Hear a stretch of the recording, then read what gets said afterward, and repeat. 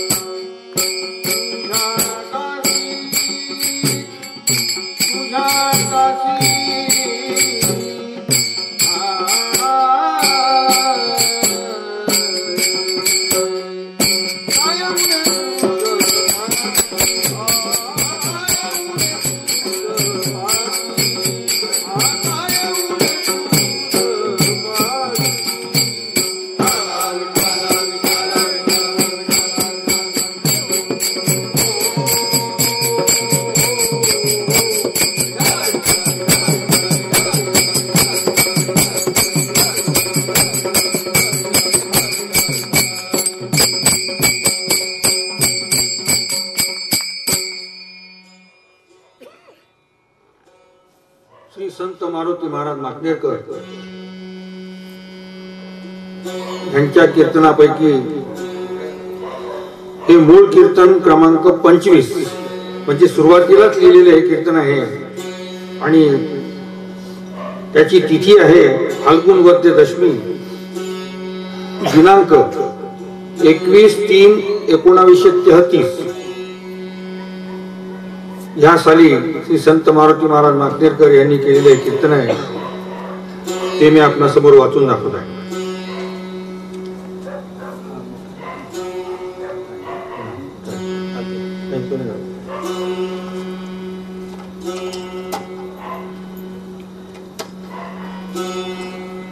तर 1933 या साली केलेले कीर्तन आहे. म्हणजे आपल्याजवळ उपलब्ध असलेल्या कीर्तनापैकी 33 सालापासूनची आपल्याजवळ कीर्तन उपलब्ध आहे तर त्यापैकी हे 25वं कीर्तन आहे. तर या कीर्तनामध्ये मारुती महाराजांनी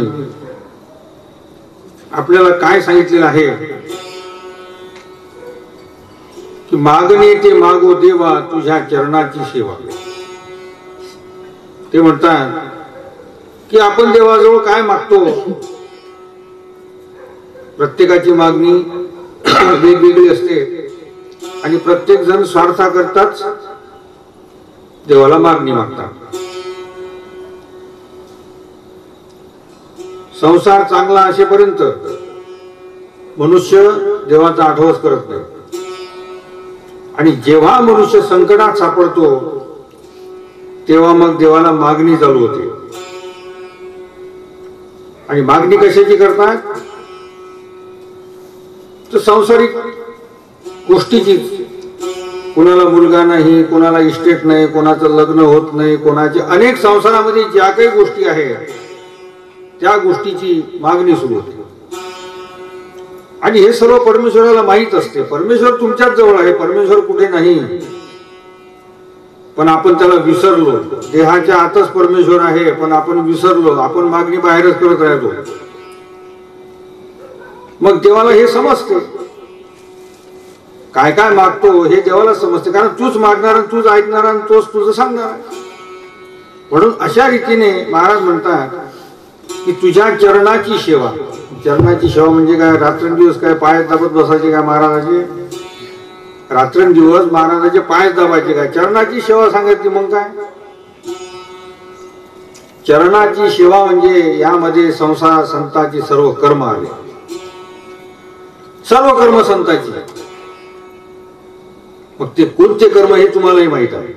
संतांची काय कर्म करावे लागतात हे सर्वांना माहित आहे. परंतु महाराज म्हणतात ज्याला जे येते त्याने ते करा. कुणाला टाळ वाजवता येते त्याने टाळ वाजवा, कुणाला पखवाज वाजवता येते त्याने पखवाज वाजवा. म्हणजे सर्व गुण संपन्न कोणी नसतो, सर्वांनाच बिलकुल काही ना काही. पण तरी महाराज म्हणतात ज्याला येत नाही त्यांना खडेच वेचा, झाडझूड करा, सडासमार्जन करा, रांगोळ्या काढा. कर्म भरपूर आहे. कारण हा जो संसार आहे तो संतांचा संसार आहे. संतांच्या संसाराची जी कामं आहे, संतांच्या संसाराची जी कामं आहे आपल्या संसाराची जशी आहेत तशी त्यांची आहे. आणि म्हणून याकरिता ते म्हणतात की मागणी ही ती करा, भलतीच मागणी करू नये. भरताच वर देवाला मागू नये.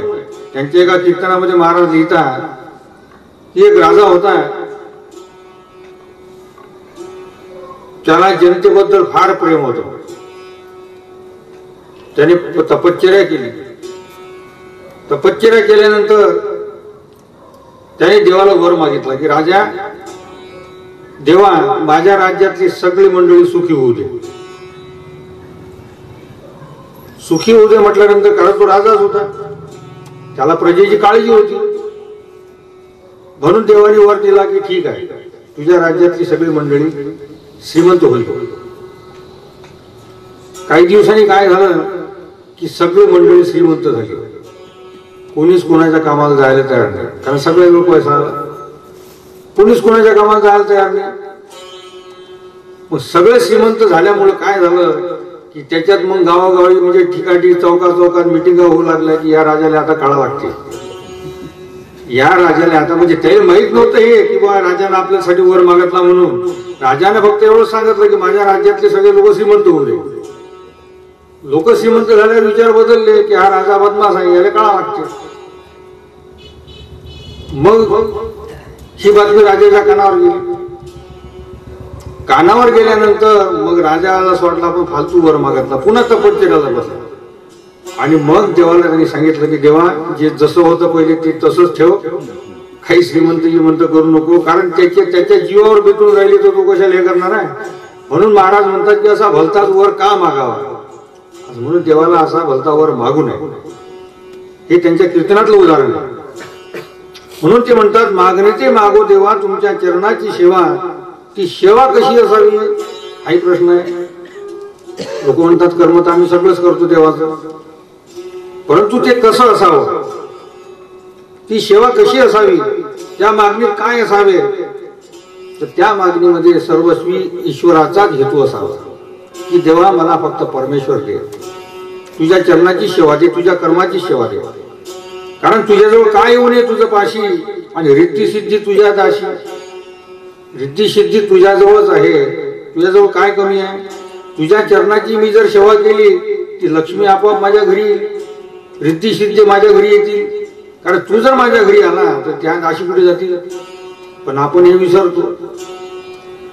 आपण विसरल्यानंतर आपण फक्त कर्म केलं, परंतु ते कर्म निर्हेतुक पाहिजे, त्याच्यामध्ये कोणताही हेतू नसो. मनुष्य कर्म करतो, दैव देते. आपण कर्म करतो, दैव देते, परंतु कर्म नेते. कर्म कसं केलं पाहिजे, दैवत आहे. जसं आता आपण सर्व लोक आहोत, आपल्या दैवामध्ये ह्या गोष्टी आहेत. सेवा करणे ही आपल्या दैवात आहे, आपण सेवाही करतो, परंतु कर्म ह्या गोष्टी घेऊन जाते. कारण कर्म वाईट होतात, कर्म वाईट झाल्यामुळे त्या गोष्टी मिळत नाहीत. आणि म्हणून ती मागणी असावी ईश्वराचा हेतू म्हणजे संतांचा हेतू पाहिजे. त्यांच्या कर्माचे दास्यत्व करा. कशासाठी करा, दास्यत्व कशा करता करा, की संतांचा प्रेम निर्माण झाला पाहिजे. तसा प्रेम येईल काय, तसा प्रेम येणार नाही. तर त्याच्यासाठी संतांचं दास्यत्व करावं लागते. आणि दास्यत्व केल्यानंतर तो प्रेम तयार होतो. कारण जी गोष्ट दिसत नाही त्याच्याबद्दल प्रेम कसा तयार होईल. संत दिसतात का, आता देव दिसतो का, नाही दिसत. मग त्याचे कर्म करा म्हणजेच तो तुम्हाला दिसला. म्हणून कर्म हे आपल्या कर्मात, हे कर्म आपल्या नशिबात जरी असलं पण ते कर्म आपलं भाग्य घेऊन जाते. कारण आपल्या मनात विकल्प येतो. ती कर्म मनावर इतकी ठसली पाहिजे की माझे नुकसान झाले तरी बेहतर, त्याचा शोक वाटू नये. ह्याकरिता सर्व घडून येण्याकरिता, आणि ही एक गोष्ट खरी आहे की हे सर्व घडून येण्याकरिता ईश्वरी कृपा पाहिजे. सगळ्या दास्यत्व घडून येत नाही.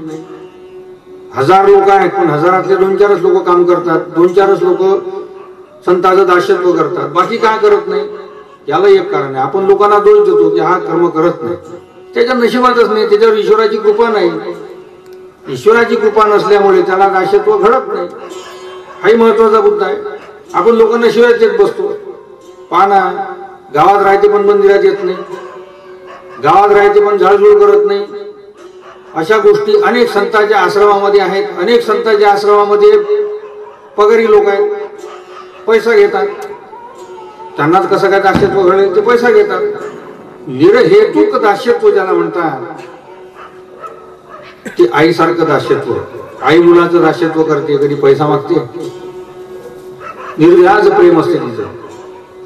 तसं आपल्या माऊलीचं प्रेम पाहिजे, तसं आपल्या सद्गुरूचं प्रेम पाहिजे. तिथून अपेक्षा ठेवू नये. मोठमोठ्या संस्थानामध्ये जे लोक पगारी लोक काम करतात, काय करतात, सेवाधारी बाबा. सेवाधारी आहे कोणी इकडे 2200-2500 रुपये पगार घेऊन कायचा सेवाधारी आला. अशा अनेक संस्थानामध्ये आहेत, यांना दास्यत्व घडत नाही. महाराज म्हणतात अनेक पुजारी आहेत, रोज मंदिरात पूजा करतात, काहून देव भेटत नाही. पुजाऱ्याला तर पहिले भेटायला पाहिजे, कारण तो सगळं दास्यत्वच करते. तर अशा काही गोष्टी महाराजांच्या कीर्तनात आहे. त्यांनी याचा सूक्ष्म अभ्यास केलेला आहे. आणि म्हणून जे दास्यत्व घडलेल्या लोकांचं महाराज वर्णन करतात. जनाबाईला दास्यत्व घडलं. महाराजांच्या निळोबा टाकळकरांच्या कीर्तनामध्ये महाराज म्हणतात की निळोबाला हनुमंतासारखी दास्यत्वाची शक्ती आली होती. निळोबाला हनुमंतासारखं दास्यत्व करण्याची शक्ती आली. शक्ती म्हणजे काय? ताकद. हनुमंतासारखी ताकद नाही. इमानदारीने दास्यत्व करण्याची जी तळमळ मनामध्ये पाहिजे ती तळमळ निळोबाला होतं. म्हणजे हनुमंतासारखं दास्यत्व निळोबाला घडलं असं महाराज म्हणतात. संत सेवेत इतर मागणीचा काही हेतू नसला आणि म्हणून संत दास्यत्वाबद्दल देवाशी भांडण झालं पाहिजे. दास्यत्व करता करता जनाबाईचं कसं भांडण होत असे. जनाबाई नामदेवाचं दास्यत्व करत होती तेव्हा सासू ननंदा सगळ्या जनाबाईला त्रास देत होत्या. हे महाराजांच्या कीर्तनात, आजच्या कीर्तनात आहे, त्यांनी सांगितलेलं आहे. तर असा देवाशी तिचं भांडण होत असे. ती झाडझूड करे, देव तिचा पुंजा घेऊन जाय, त्याच्यामध्ये त्याची गडबड होत असे. स्वप्नामध्ये सर्व हे महाराज म्हणतात, देव तुमच्या पायाची माती मागायला येतो दास्यत्वामुळे. महाराज जेव्हा पंढरपूरला जात होते तेव्हा महाराजांच्या लक्षात होतं. तर महाराज त्यांच्या चरित्रामध्येच लिहितात की एक कोण्या विषयात एक साधू किंवा ग्रहस्थ आले, ते त्यांच्या पायाची माती मागू लागले, म्हणजे पाय लागू लागले. महाराजांनी ओळखलं की हा देव आहे, हा आपल्या पायाची माती मागायला आला. महाराज तिथून पळून गेले, पण तरी तो काही पिच्छा सोडेल.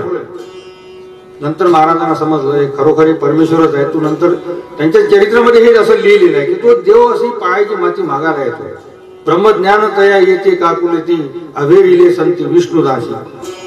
आणि म्हणून महाराजांच्या सेवेमध्ये अनेक प्रकार आहेत. महाराज म्हणतात तुम्ही जे करता, टाळ वाजवता, पखवाज वाजवता, कीर्तन करता, ही सद्गुरूची सेवाच आहे. ही सद्गुरूची सेवाच आहे. याच्यामध्ये सेवेमध्ये तिथं उच्च नीच काहीच नाही. कोणतेही संतांचं कर्म जे आहे ते सारखंच आहे. कीर्तन करणाराही तेवढा श्रेष्ठ आहे आणि झाडझूड पुंजा उचलणारा, डायरी उपासणारा तेवढा श्रेष्ठ आहे. पण कुठे? संत कर्म. बाकी ठिकाणी बाकी व्यवहार आहे. नाल्या काढणारा, नाल्या उपसणारा, कीर्तन करणारा एकाच कॅटेगरी आहे. इथं देवाजवळ कॅटेगरी काही नसते. उच्च नीच काही नेने भगवंत तिष्ठी भाव भक्त देखोनिया. तर अशा रीतीने संतांचं दास्यत्व जर आपल्याला घडलं तर आपल्या सर्वांच्या अंतःकरणात दास्यत्वाबद्दल देवाशी भांडण झाले पाहिजे. आणि तेव्हा तो देह धन्यत्वाला जाईल असं महाराज म्हणतात. देह केव्हा धन्यत्वाला जाईल? मगाच्या कीर्तनामध्ये तो भाग होताच. देहाच्या मागे जो हा संसार लागलेला आहे त्यामुळे माणसाच्या काही गोष्टी चुकतात. माणूस त्याच व्यवहाराच्या मागे लागतो आणि संत सेवेला माणूस अंतरतो. तर तुकोबा त्यांचा अनुभव सांगतात. संसारामध्ये परमेश्वर मिळण्यामध्ये हेच एक मोठं संकट आहे संसाराचा. मग महाराज म्हणतात संसार सोडून द्या काय? तुकोबाई म्हणतात संसार सोडू नका, संसार तर करा. म्हणून ते त्या दिवशीच्या कीर्तनामध्ये ते उपदेश करतात की बाबू जंगल में तो जाना. साधू एक उपदेश करत होता त्या शिष्याला की बाबू जंगल में तो जाना, गिल्ली सुकी नहीं लाना, चेली बिगर खाली नाही आना. म्हणजे जंगलात तर जाय, मुळी आण, पण त्या मुळीत सुकी लागलं नाही पाहिजे, गिल्ली लागलं नाही पाहिजे. सांगा मुळी कशी तयार होईल? बाबू जंगल में जाना, गिल्ली सुकी नहीं लाना और चेली बिगर खाली मत आना. त्याचं विश्लेषण महाराज करतात. जंगल में जाना म्हणजे जंगल म्हणजे हे विश्व. या विश्वात माणूस आल्यानंतर, या संसारात आल्यानंतर, संसारात तर आहे, संसार तर कर, पण तो संसार मनावर ठेवू नको. याला संन्यासी म्हणतात. याला संन्यासी म्हणतात. कारण तू म्हणाल का लग्न झालं याचं संन्यासी कसं काय? मनावर तो संसार नसल्यामुळं जनक राजाचं उदाहरण दिलं. 500 बायका होत्या जनक राजाला. 500 बायका असूनही, तो राजा असूनही तो विजयी होता. कसा काय राहिला तो? त्याच्या मनावर संसार नव्हता. आणि जो शुक होता, शुक त्याच्या भेटीला गेल्यानंतर शुक हा जन्मभर ब्रह्मचारी राहिला, नागवा फिरत असे. त्याला फार गर्व झाला की माझ्यासारखा तपश्चर्या करणारा कोणीच नाही. इतकं खडतर वैराग्य माझं. म्हणून तो जनकाच्या भेटीला गेला. शिपायांनी त्याला आतमध्ये जाऊ दिलं नाही. तो जनकाच्या भेटीला गेला, सांगायला गेला शिपाई की बाबा शुकमुनी आले. त्याने सांगितलं तो दर्शनाच्या लायक नाही, त्याला येऊ देऊ नको. त्याला पश्चाताप झाला. पुन्हा जंगलात गेला, पुन्हा तपश्चर्या केली. आणि जेव्हा त्याच्या मनावरून ह्या गोष्टी गेल्या तेव्हा तो भेटीस पात्र झाला. म्हणजे याचा अर्थ काय, जन्मभर नागवा राहून वैराग्य धारण करूनही संसारिक राजाच्या भेटीला जाऊ शकला नाही. तर अशा काही गोष्टी ज्या आहेत महाराजांनी त्या गोष्टी ह्या आपल्या उदाहरणाकरता दिलेल्या आहेत. पुराणात आहेत. पुराणातला अतिरेक महाराजांनी कीर्तनामध्ये टाळलेला आहे. महाराजांनी अतिरेक पुराणातला घेतला नाही. आजकाल जे लोक कीर्तन करतात ते पुराणच घेतात. एक राजा होता, एक राणी होती, एक म्हातारा होता, एक म्हातारी होती, ते असं झालं, ते भांडण झालं, टमकं झालं, पुराणातला सगळा इतिहास सांगतात. परंतु त्याचा जो दृष्टांत घेऊन जो सिद्धांत मांडण्याची जी हे आहे ते सिद्धांत महाराजांनी बरोबर त्यांच्या कीर्तनामध्ये दृष्टांत थोडक्यात सांगून सिद्धांत बरोबर मांडलेला आहे. आणि म्हणून अशा रीतीने ते म्हणतात की आपल्याला मागणे ते मागो तुझ्या चरणाची सेवा. आणि नंतर खाली म्हणतात कायावाच्या मन करू तुझशी अर्पण. म्हणून आपलं हे सगळं शरीर जे आहे ते पूर्ण देवाला अर्पण करा, त्याची कर्म करा, हे नेहमी ते सांगतात. संतांनी जीव हाती धरला, महाराज म्हणतात हा जीव संतांनी हाती धरला की त्याचं अनंत जन्मी कल्याण होते. पण जीव तर पहिले हाती धरला पाहिजे ना. मग हाती धरला तर कसा, तो संतांच्या अंतःकरणात गेला पाहिजे ना. जेव्हा तो संतांची कर्म करेल, जेव्हा काही काम करेल, एखादा 5 गडी असतात कामावर, 5 गड्यातला एखादा गडी फार हुशार असते, तो मालकाच्या बरोबर लक्षात राहील हा एक चांगला गडी आहे, म्हणजे तो मालकाच्या अंतःकरणात गेला, मालक त्याचा पगारही वळून देते. तशी ही गोष्ट आहे. अनेक लोक दास्यत्व करतात, परंतु त्यात मधला गुह्यार्थ हा आहे की तो खरोखर इमानदारीने करतो का.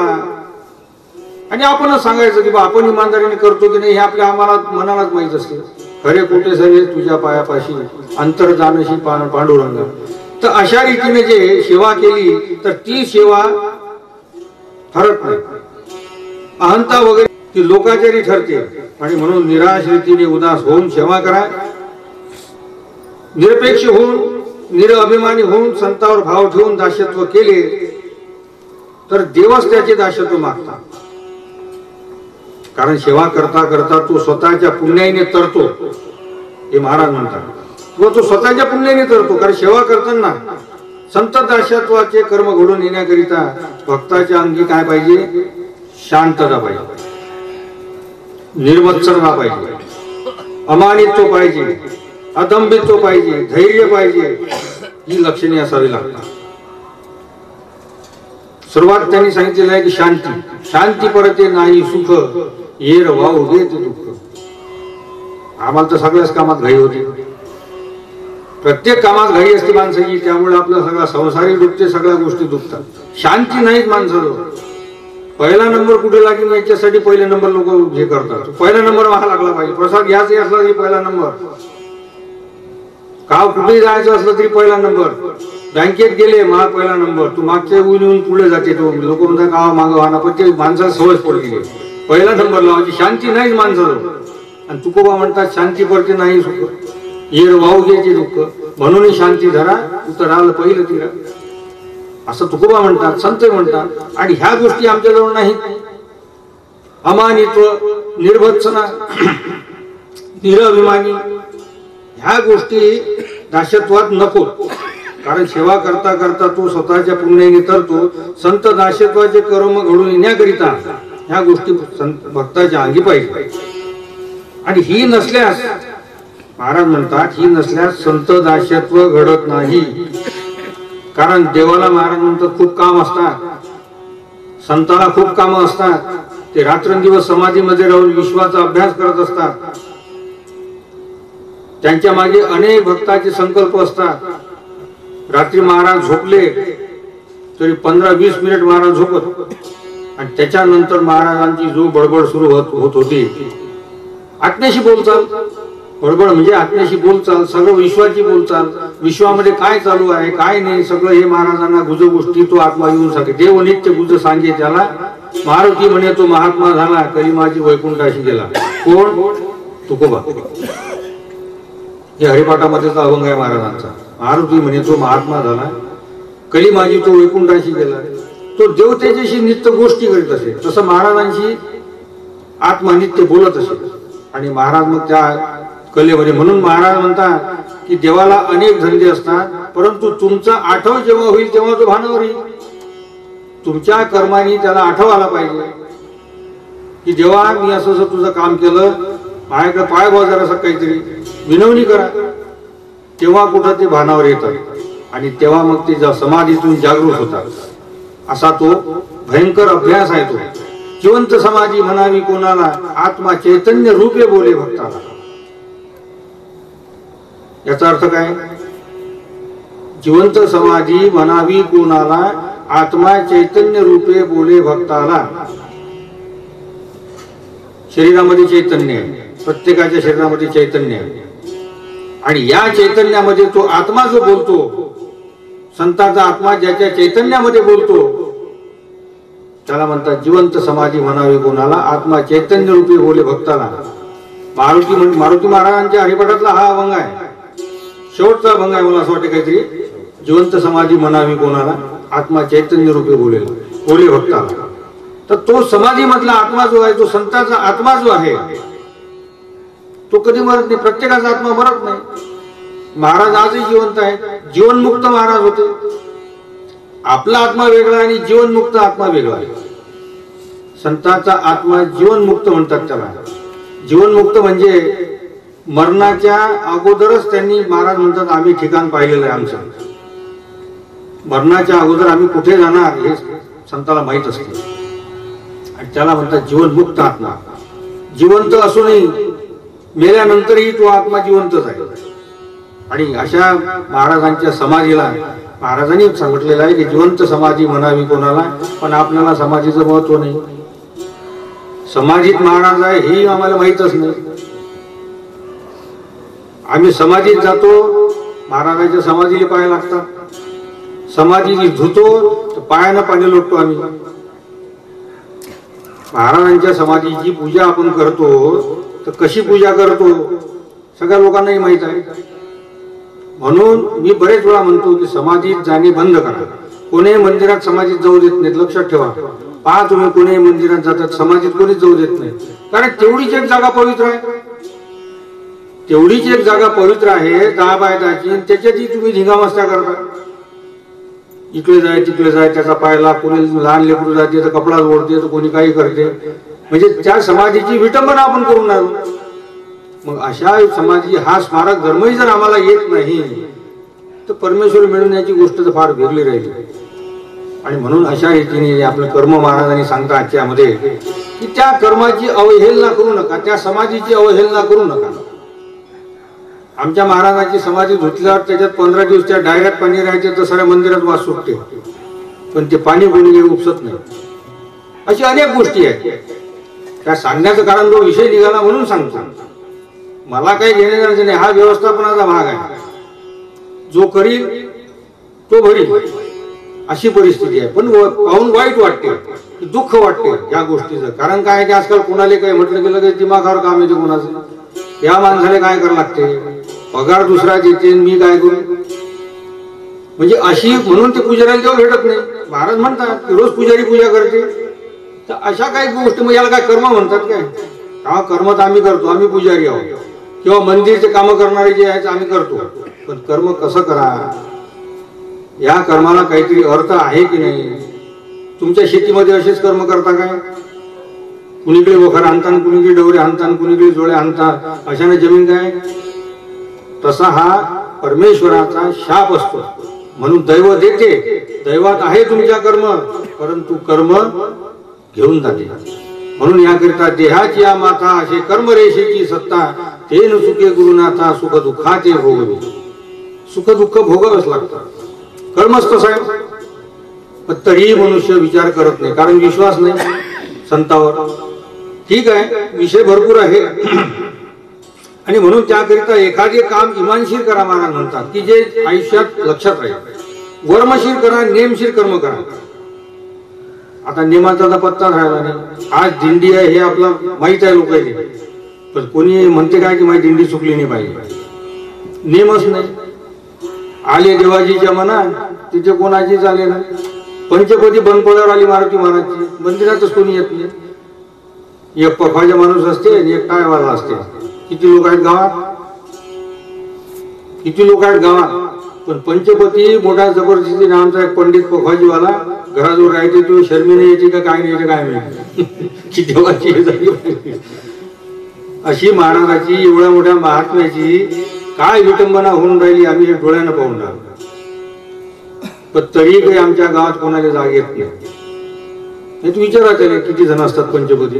काही काही वेळेला पंचपती होतही नाही, नुसतं 2 जण जातात आणि आरती करून टाकतात. आणि आता सप्त्याला बाबून किती लोक जमलो. म्हणून अशा रीतीने जे आहे की या कर्मामध्ये आपल्या ज्या काही गोष्टी होतात ते आपलं वर्म चुकते आणि वर्म चुकल्यामुळे परमेश्वराची प्राप्ती नाही. आणि अशा रीतीने हा जो अंतःकरण सरळ इमानाने अंतःकरणाने काम इमानशीर केले पाहिजे. आणि म्हणून परमार्थिक उद्धार तुमचा जो व्हायचा असेल तो महाराज ते म्हणतात आम्ही करतो. आणि म्हणून याकरिता आजच्या कीर्तनाचा जो भाग आहे तो आपण पाहूया.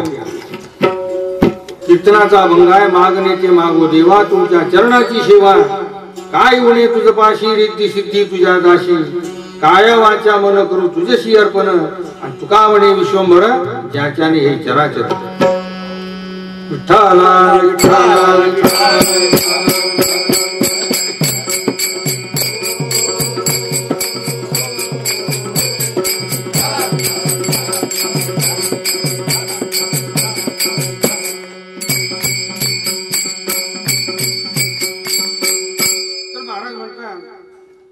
देवाची प्राप्ती करून घेण्याकरिता देवाजवळ मागणी काय मागावी तर देवा तुझ्या चरणाची सेवाच इमानपूर्वक दे ही मागणी असावी.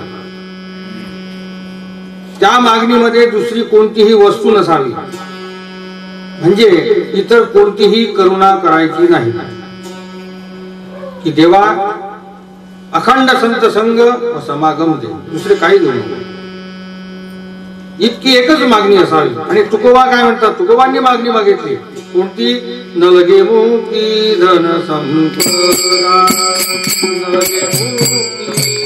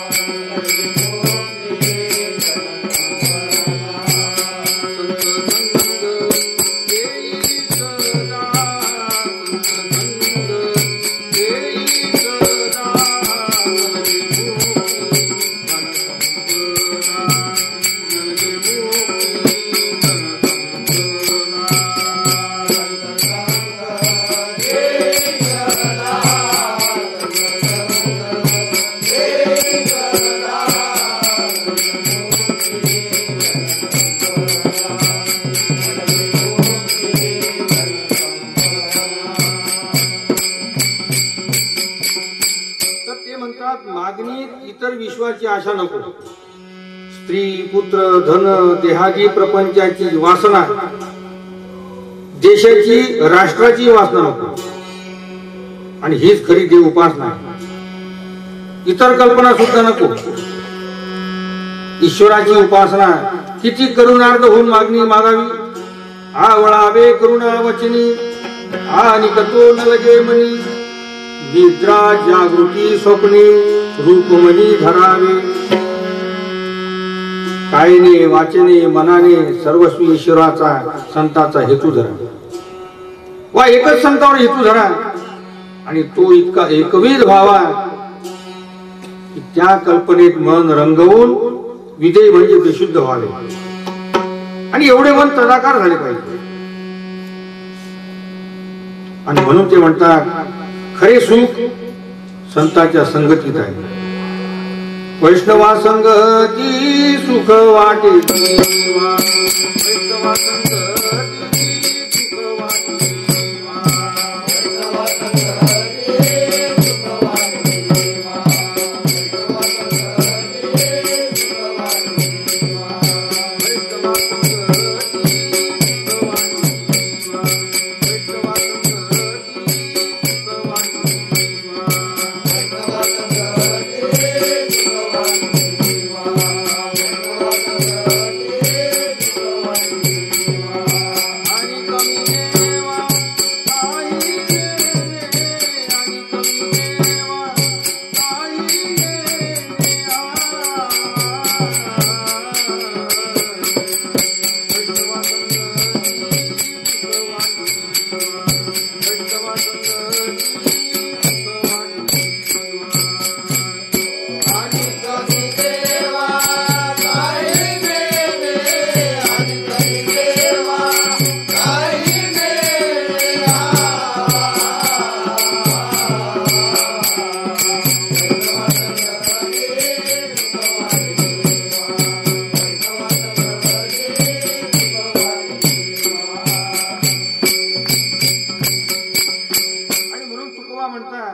खरे सुख संतांच्या संगतीत आहे आणि म्हणून मी दुसरे काहीच जाणत नाही. म्हणून ते म्हणतात, देवा तुम्ही मला वैष्णव संगतीच द्या, याशिवाय मी दुसरे काही मागत नाही. मला संत संगतीचे प्रेम दे. आणि देवा एवढीच कृपा कर की संतांचे प्रेम संगती. आई बाबांना मुलाबद्दल जितका प्रेम असतो तेवढा तरी दे.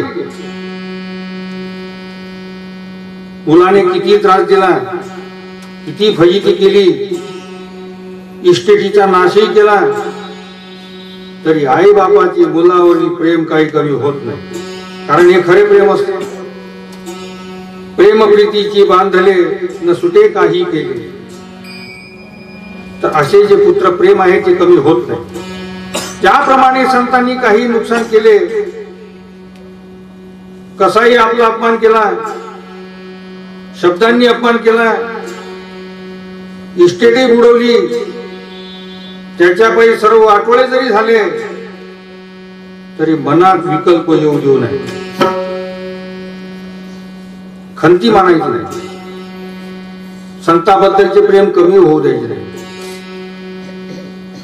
त्यापायी आपला प्रपंच बुडवला, अपमान केला, याच्या पलीकडे प्राणावर जरी बेतले तरी ते प्रेम कमी होऊ देऊ नये.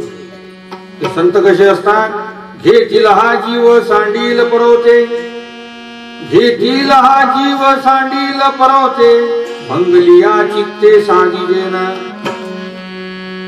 तर असे संतांचे दास्यत्व करत असताना जीव जरी जाऊ पाहत असला तरी प्रेम मात्र कमी होऊ द्यायचे नाही.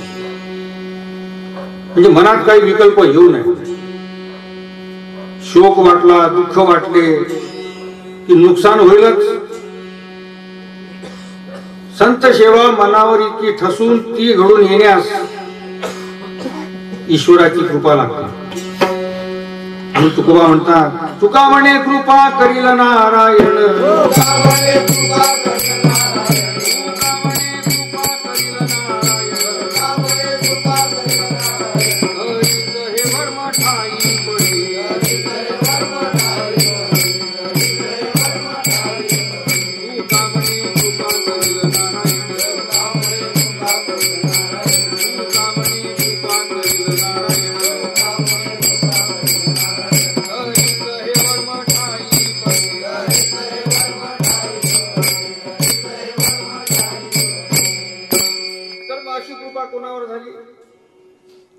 नामयाची जनी सवे वेची शेनी, आणि धर्मा घरी पाणी वाहत असे. पहा, नामदेवाच्या घरी रात्रंदिवस जनी वाटेल ते काम करीत असे. दळण कांडण झाडलोट वगैरे सर्व कामे करीत. आणि या मेहनतीशिवाय नामदेवरावांची आई व बायको तिला त्रास देत होते. नुकसान केल्याबद्दल खोटी नावे ठेवत होते, शिव्या देत.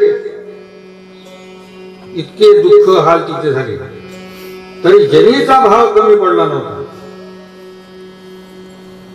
नामदेवाचा प्रपंच किती गरिबीचा होता. फुटकासा तांब्या फाटकीच वाकळ, निजायला बाज नाही रे.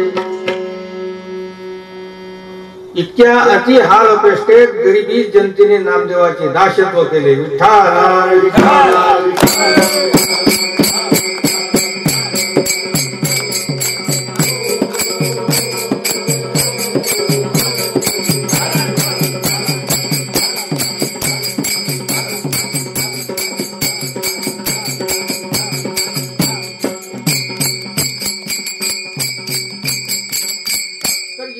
की हाल पेष्टेत गरिबीत जनीने नामदेवाचे दास्यत्व केले. खायला भाकरी मिळत नसूनही तिचा भाव कमी पडू दिला नाही. नामदेव जनाबाई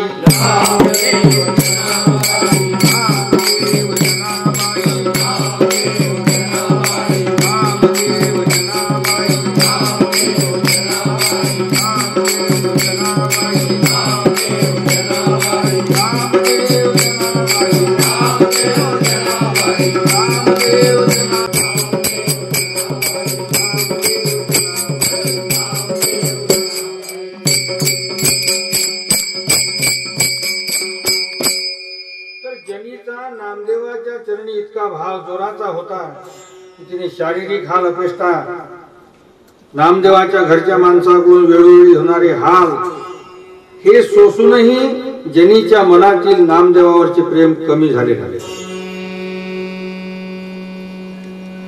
म्हणून महाराज म्हणतात आपला जनात किती बाल हलका झाला तरी भाव कमी पडू दिला नाही. तिने आपला सोसून सेवेत कमी पडू दिले नाही. म्हणून देवाची कृपा झाली आणि मग संतावरील तिचा प्रेम वाढू लागला. देवाची कृपा झाली आणि त्यामुळे जनीची या स्वप्नी देव गुज गुज सांगे काली.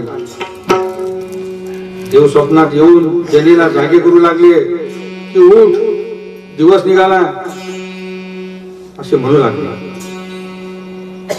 स्वप्नातच तिला कामे करू लागले. इतकी तिच्या कामाची काळजी देवाला लागली. झाड लोट करी जनी केर भरे चक्र पाणी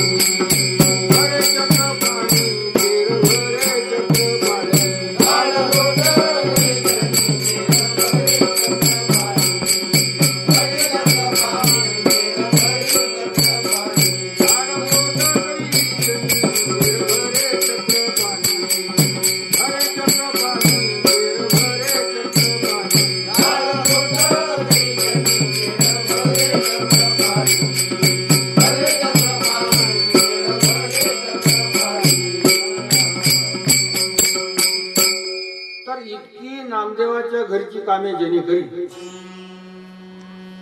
आणि त्या देव जनीला त्या कामात मदत करू लागले. ह्या गोष्टी म्हणजे सर्व कामे तिला स्वप्नात दिसू लागले. इतका जनीला संत कर्माचा ध्यास लागून अंतःकरणात देव मदत करताना दिसत. देव काम करीत पूजा उचलून नेत व जनी त्यांच्या मागे मागे जाताना तिला स्वप्नात दिसेल. तर हे साक्षात्कार जनीच्या भावामुळे व प्रेमामुळे होऊ लागले. शिरी घेऊन या पाटी देव पळे वाटो वाटी पळे वाटो वाटी देव पळे वाटो वाटी घेऊन या पाटी देव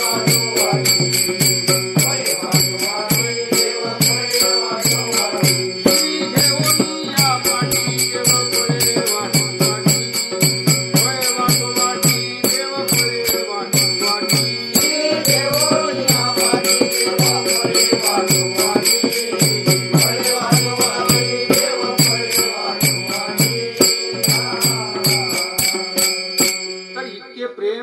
हृदयामध्ये नामदेवाच्या घरच्या कामाबद्दल होते. संतांच्या सेवेत देवाची आणि भक्ताची अशी झटपट होईल. हाता आलेसे फोड हाता आलेसे फोड जनी म्हणे मुसळ सोड. म्हणून महाराज म्हणतात की आपली सर्वांची मागणी अशी संत सेवाच घडावी आणि त्याबद्दल तीच मागणी असावी. मागणेचे मागो देवा तुझ्या चरणाची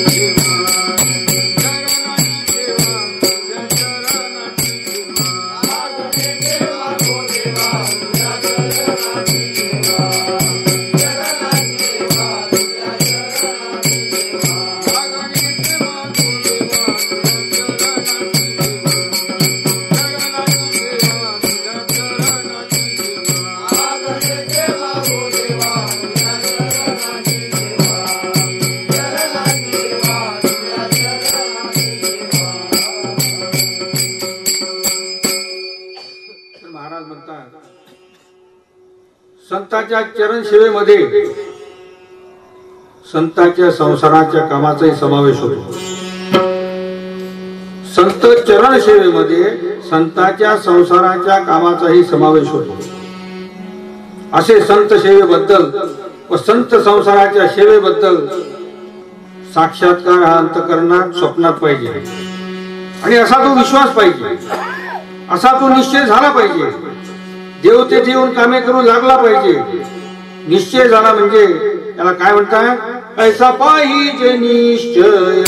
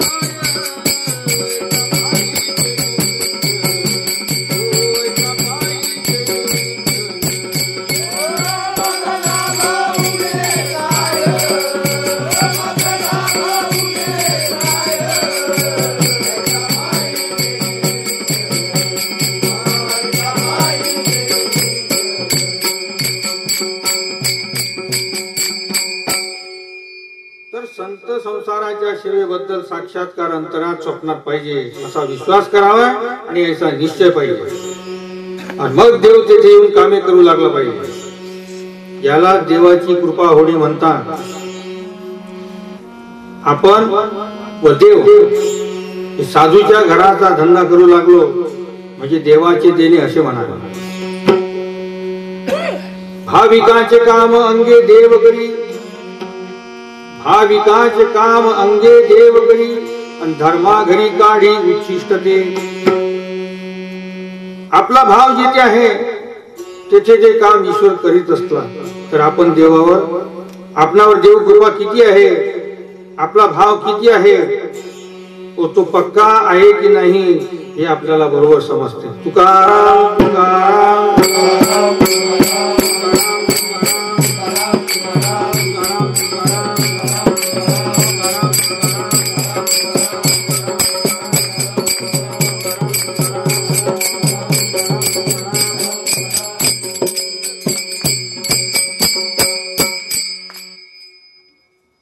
आणि म्हणून अशी आपला भाव किती आहे, तो पक्का आहे किंवा नाही हे आपल्याला समजते.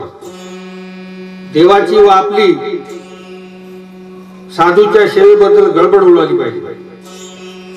ही देवाची कृपा व्हावी अशी मागणी करा.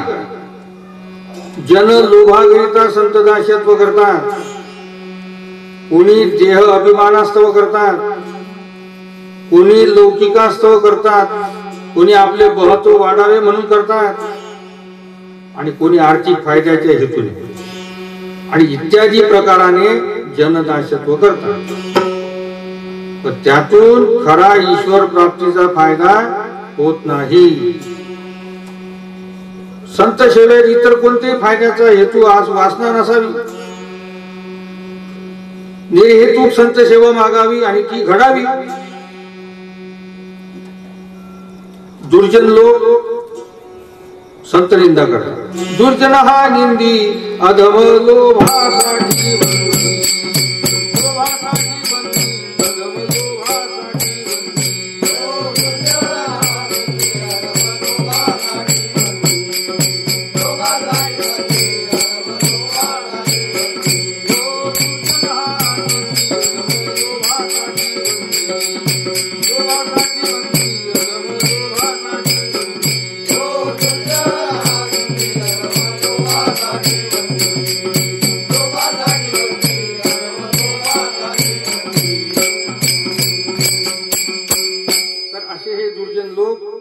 संतांची निंदा करतात आणि आपले महत्व म्हणजे आपला देहलोक धरून मोठेपणा दाखवण्याकरिता संतांची निंदा करतात. अशा निंदकाने, अशा अधमाने संतांचे कोणतेही नीच काम जरी केले तरी त्याला फायदा होत नाही.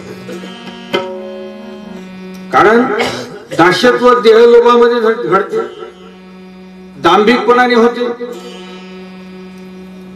पूर्ण निर्हेतुक दास्यत्व घडावे तरच संत कृपा होते. कारण देव कुठे असतो?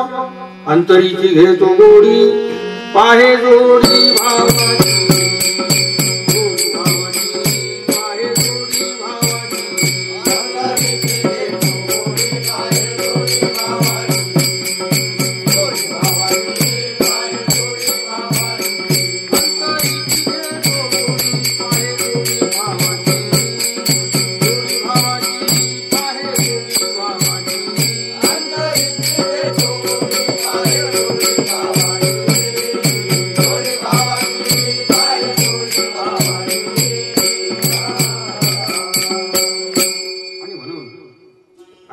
निर्हेतुक दास्य घडावे तरच संत कृपा होते. आणि देव अंतरीची घेतो गोडी. देवाला भाव व अंतकरणाची गोडी ह्या दोन्ही गोष्टी आवडतात. म्हणून सृष्टीतील इतर कोणतीही गोष्टीची आवडी नसावी. फक्त अखंडाकार एका संत दास्यत्वाचीच कल्पना मनावर असावी, म्हणजे मग देव कृपा होतो. देवाने कृपा केलेले साधू दास्यत्व असले म्हणजे देव आपण जनीप्रमाणे साधूच्या घरची कामे करताना, गडबड उडताना साक्षात्कार दिसावे.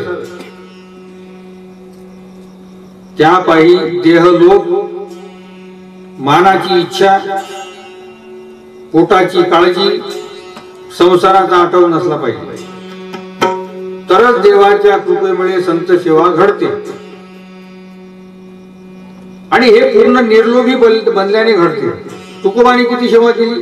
तुकोबा म्हणतात त्याचे झाडी न अंगण,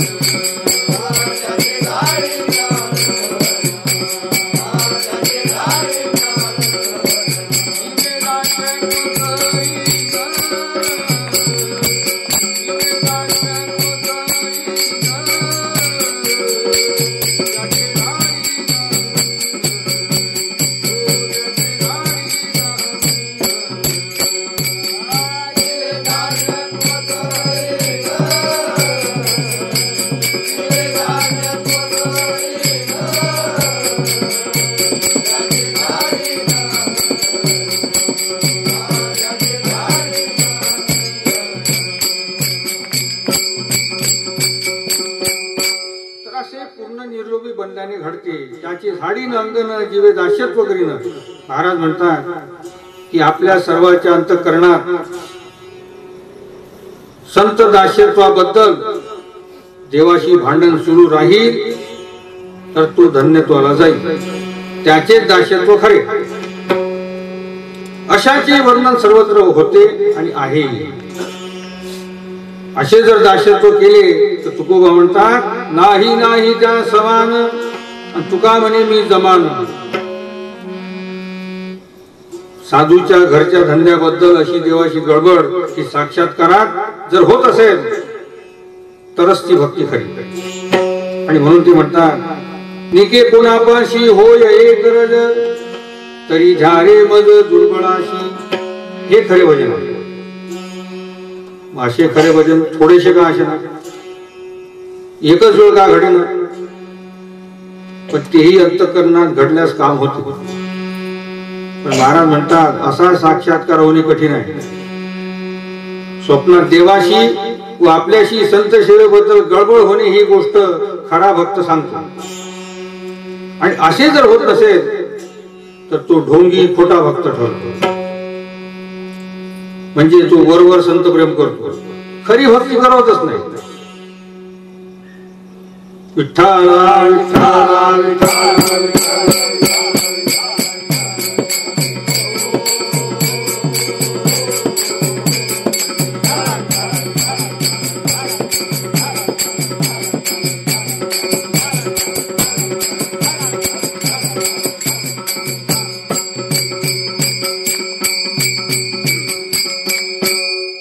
माणसाचा भाग्योदय केव्हा होतो तर स्वप्नात व देव आपणामध्ये संत दास्यत्वाबद्दल अनुभव दिसावा, त्याचे काम आपणाजवळून ते मागू लागले पाहिजे आणि मग तेव्हा भाग्योदय होतो. म्हणून ते म्हणतात झाला भाग्याचा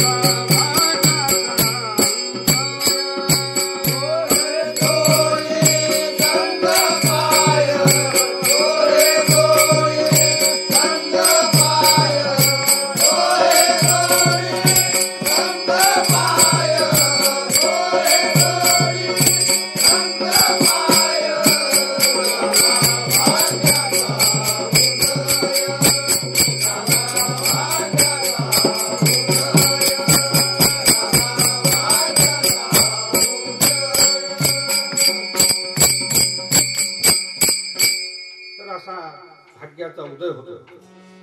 कीर्तन करणे, नामस्मरण करणे, टाळ वगैरे वाजवणे ही संत सेवाच आहे. कारण त्यात संतांचे गुण गातात, गुणवर्णन श्रवण करतात. पण ती कशी घडावी? अहंता रहित घडावी, निर्हेतुक असावी, तरच देव आपल्या हातची सेवा घेईल. लहान मुला इतकी ही निर्हेतुक सेवा ती असावी आणि ही अंतर साक्षात्कारात घडली पाहिजे, तेव्हा खरी भक्ती होते. ज्ञानबा तुकाराम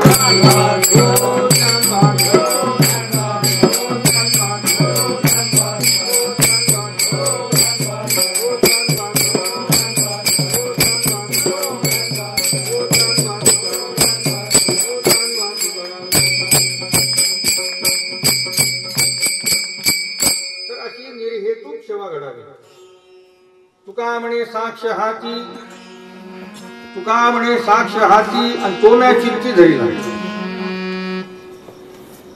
म्हणजे साक्षात्कारात हाती धरला. याला देव कृपा झाली असे म्हणतात. याप्रमाणे अंतःकरण शुद्ध होऊन, म्हणजे अंतःकरणावर फक्त संत सेवाच राहून ती घडत राहणे हे खरे आहे. मन आहे ते मन दुसऱ्या कल्पनेने विटाळू नये. तुका म्हणे विटाळशी, तुका म्हणे विटाळशी देवापाशी नसावी. विटाळशी म्हणजे काय? विटाळशी म्हणजे वाईट कल्पना, सृष्टी कल्पना, इतर हेतू की ज्याने अंतःकरण बद्ध होते, दूषित होते, तर त्या मनात मुळीच नसाव्या. त्याप्रमाणे देहाचा आठव, कोणाचा द्वेष, मत्सर, मायेची अहंता, इतके चितंबे हे मनावर नसावेच.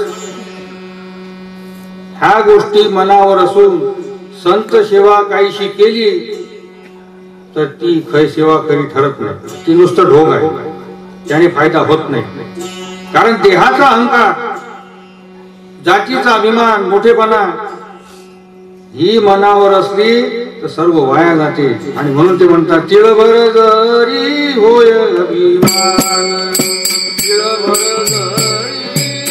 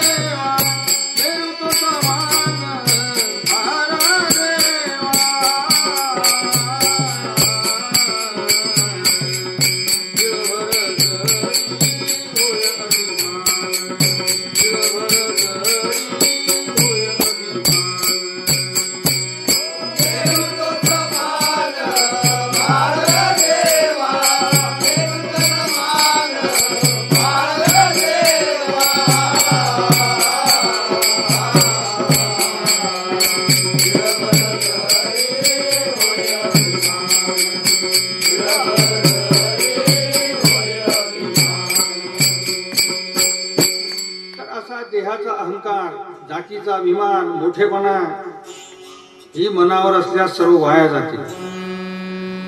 राज्यच्युती, कर्मच्युती, पदच्युती, केले कर्म वाया जाती.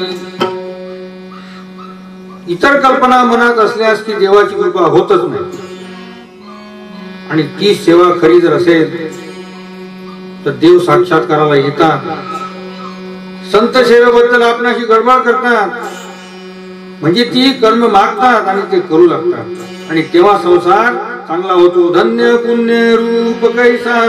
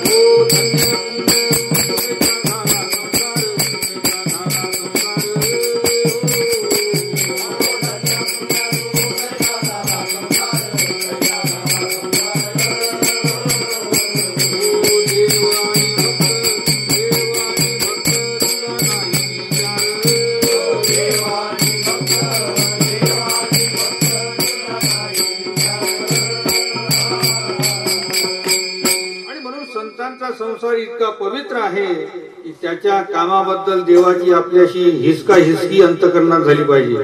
आणि ती हिसका हिसकी होते, भांडण लागते आणि त्यावरून संत प्रेम हे दिसून येते. आणि हेच मागणे पुण्यकर्म समजावे. कारण यामध्ये संतांचे महत्व नजरेस येते. कारण संत कर्माबद्दल देवही भांडण करतो. ऐसा संताचा महिमा,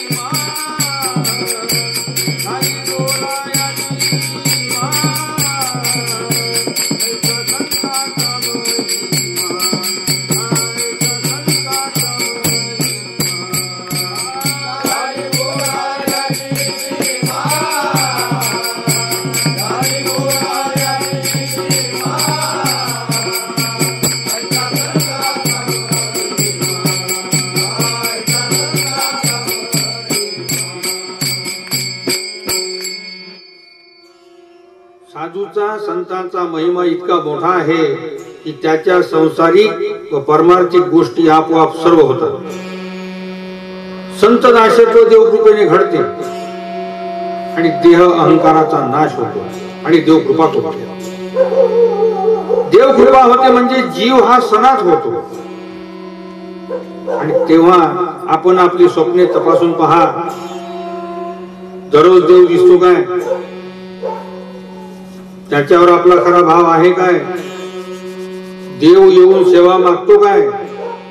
आणि ही जर नसेल तर महाराज म्हणतात आपण खरी सेवा करतच नाही, तर ती लोकाचारी आहे. ती अभिमानातून असेल, सकाम असेल, भाव प्रेम रहित आहे आणि खरी घडल्यास धन्य आहे. त्याला स्वप्नात येऊन आपल्याला संत सेवा ते करू देत नाही.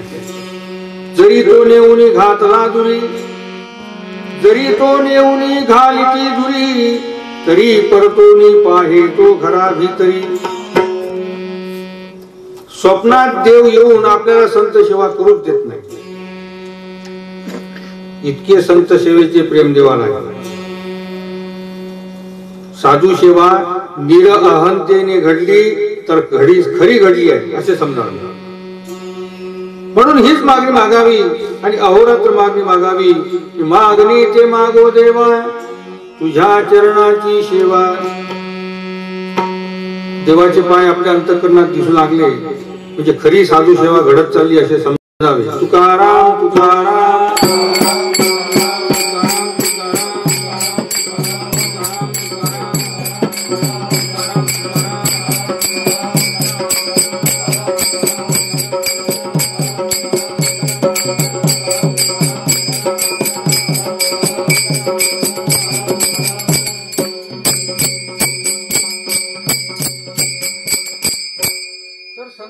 साधू सेवा घडत चालली असे समजावे.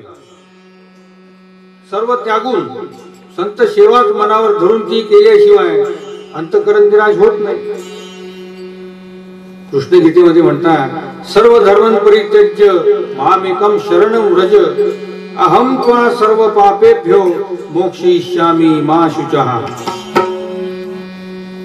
सर्व त्यागून संत सेवाच मनावर धरून ती केल्याशिवाय अंतःकरण निराश होत नाही. तुका जनी नाथ वगैरे साधूंनी सेवा याप्रमाणे निराश होऊनच केली. त्यांनी आपल्या अंतःकरणात साधू सेवे वाचून दुसरी कशाचीही आवडी धरली नव्हती म्हणून ते धन्य आहे. म्हणून तुकोबा म्हणतात एका जनार्दनी निराश तो धन्य. एका जनार्दनी निराश तो धन्य. एका जनार्दनी निराश तो धन्य. एका जनार्दनी निराश तो धन्य. याची नारायण सांभाळी.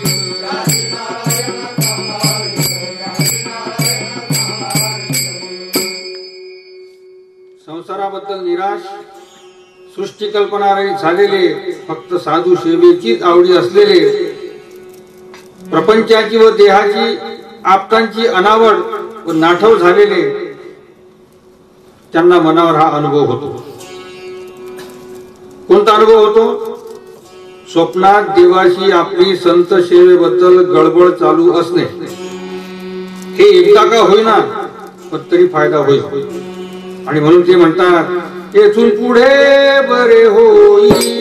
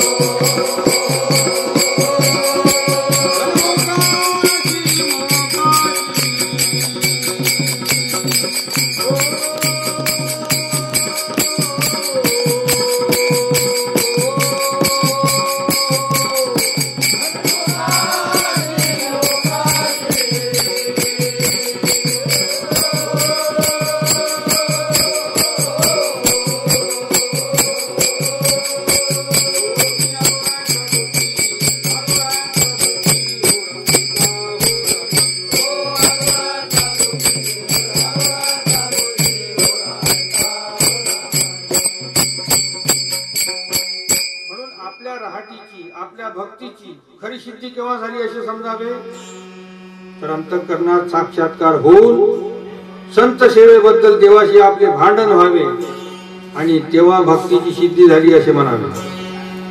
आणि तो सिद्ध झाल्याशिवाय राहणार नाही हे रहस्य होते. आणि म्हणून हेच मागणी असावे अशी देवाची कृपा होते. ज्ञानवा तुकाराम.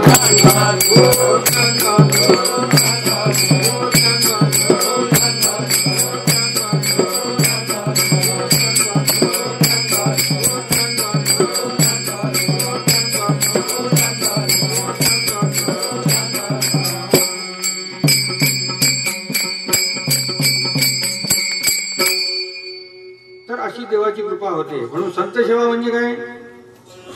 कीर्तन, श्रवण, नामस्मरण, टाळ वाजवणे हाच एक उत्तम उपाय आहे, याला उत्तम उपाय म्हणतात. पण या उपायाला दुसरी कोणतीही वासना, लोभ, आशा इत्यादी जोड मनात घालून तिला पाठवू नका. कारण तशा मिश्रणाने अंतःकरणात संत सेवेचा साक्षात्कार होत नाही. ती संत सेवा निरंकार निर्हेतुक अशीच घडली पाहिजे. सर्वात श्रेष्ठ ईश्वर पदाची प्राप्ती करून घेण्याकरिता तीच सेवा मनावर गेली पाहिजे. म्हणजे त्याचे दर्शन होऊन त्यांनी संत सेवेबद्दल मागणी केली पाहिजे. आपण खरी संत सेवा करतो, त्याला वाटेकरू होण्याची इच्छा देवाने दाखवली पाहिजे. त्याकरिता प्रेमामुळे देवाशी आपले भांडण झाले पाहिजे. श्रीराम श्रीराम श्रीराम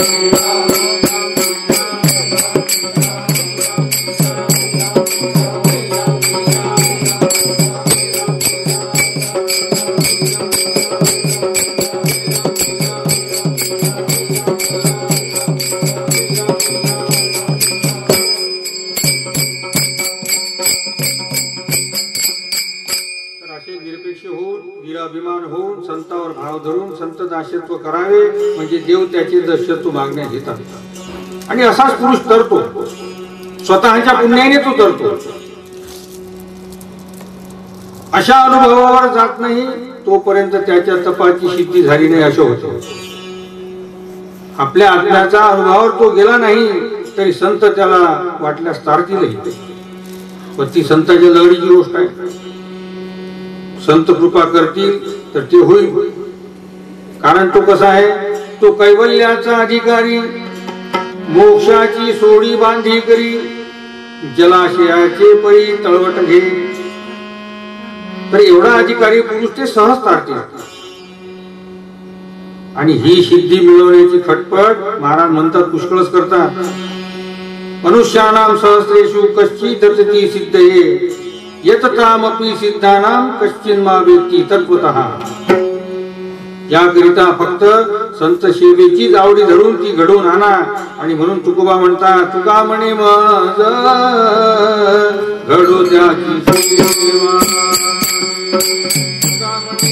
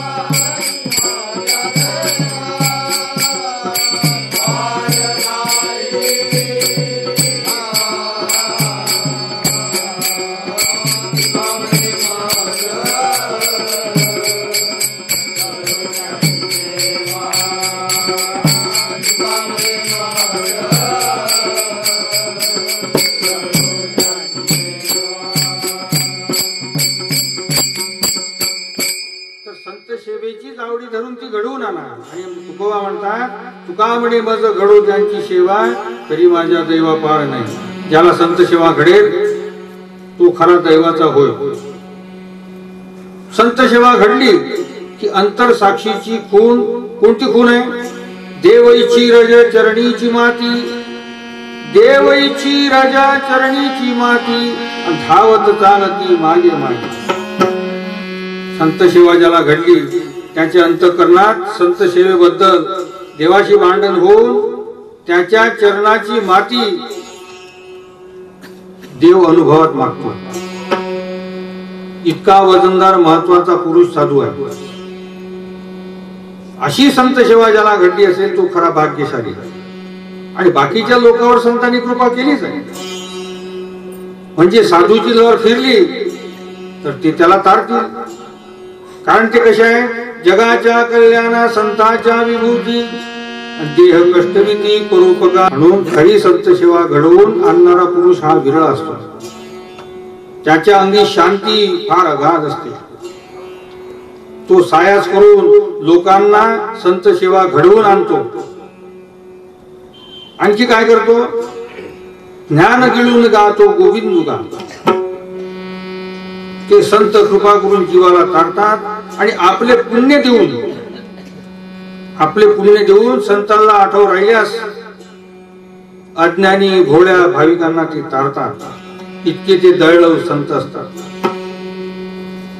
पण जो आपल्या प्रारब्धावर राहून मनावर फक्त संतांचा भाव धरून राहतो त्याला संत कृपाळू होऊन तारतात. ते म्हणतात आम्ही विष्णू दासी देव घ्यावा चित्ती आणि होणार ते होते प्रारब्धीची. प्रारब्धाप्रमाणे खावे प्यावे रोग भोगावे संकटकाळी सुद्धा लीनच राहावे. इमान सोडू नये, देवाला काहीच मागू नये. आणि असा भाव ज्याचा असतो तो मागणीच मागील तर सेवाच मागतो. म्हणून संत म्हणतात मागणे ते तुझ प्रती आहे देशील तरी पाहे पांडुरंगा. या संताशी निरवी हे चिमद देई आणि तुझ काही न मागू देवा. ही खरी मागणी असावी. निराश अंतकरणाने संत सेवा करणे ही खरी भक्ती आहे. बाकीच्या लोकांबद्दल संताला आठव राहिला तो त्याला तारीफ. भक्ताच्या अंगी शांती पाहिजे, निर्मत्सरता पाहिजे. अदंबित्व अमानित्व धैर्य वगैरे लक्षण नसल्यास त्याला संत दास्यत्व घडत नाही. आणि म्हणून त्याचा आठव संतालाही येऊ शकत. म्हणून त्याला तारणे हे त्यांच्या आठवण राहते. कारण देवाला पुष्कळ काम असतात. तुम्हाशी तो धंदा बहुत बहुत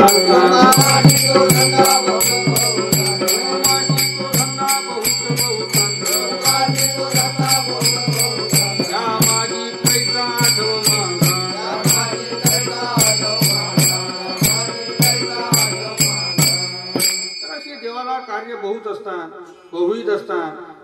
त्यात कोणाचा आठव केव्हा येतो. संतांचे एखादे काम तरी इमानशीर केल्यास त्यांच्या आठवत तो जातो. आणि ते कर्म देहावर उदार होऊन सरळ अंतकरणाने पूर्ण इमानाने घडले म्हणजे त्या कर्माने तोही आठवावर दिसतो. तेव्हा त्याचे कार्य होते. आणि म्हणून तुकोबा म्हणतात आठवची पुरे सुख अवघे मोहरे. तर महाराज म्हणतात की एखादे तरी कर्म इमानशीर घडल्यास ते संतांच्या आठवत जाईल. त्या आठवत तो राहतो. इतर साधने त्याच्या कृपेने त्याला घडतात. आणि संत सेवा खरी घडल्यास मग संत कृपा होतेच. त्या पुरुषाचे सत्य व त्याची सेवा ही खरी आहे.